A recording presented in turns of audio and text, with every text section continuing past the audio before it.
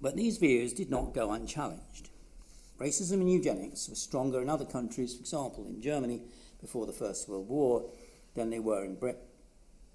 Laws banning racial intermarriage were introduced in German Southwest Africa, now Namibia, served indeed as a model for the later Nuremberg laws introduced in Nazi Germany in the 1930s, which is when these racist views reached their destructive apogee. The genocidal suppression of the Herero uprising in Southwest Africa and his characteristic depiction of it, a very striking picture, I think, had no parallel in the British administration of the Empire.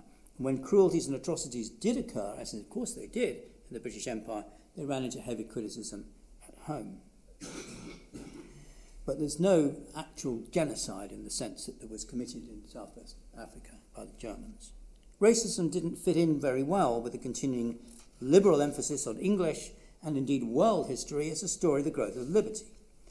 There's a distinct strand in imperialism that emphasised the role of liberty, education, and improvement in Britain's rule over the colonies, something that allegedly made British imperialism superior to its counterparts in other countries, such as Germany.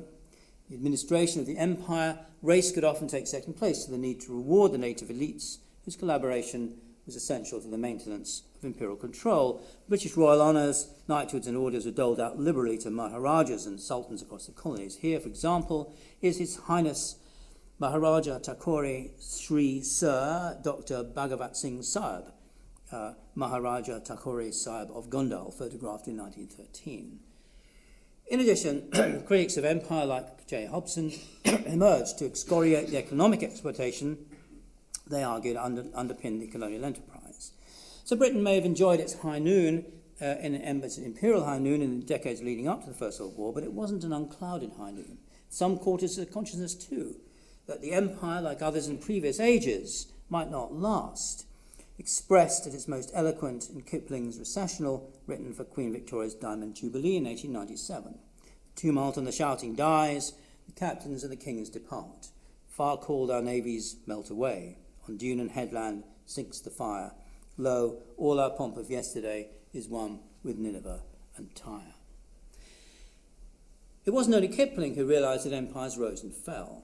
And how and why this happens, or at least how and why it happened in the modern era, when empire became a central aspect, not just, as I've argued, of Victorian, but also of European consciousness and experience, will be the subject of my third and final series of Gresham lectures beginning next September. Thank you very much.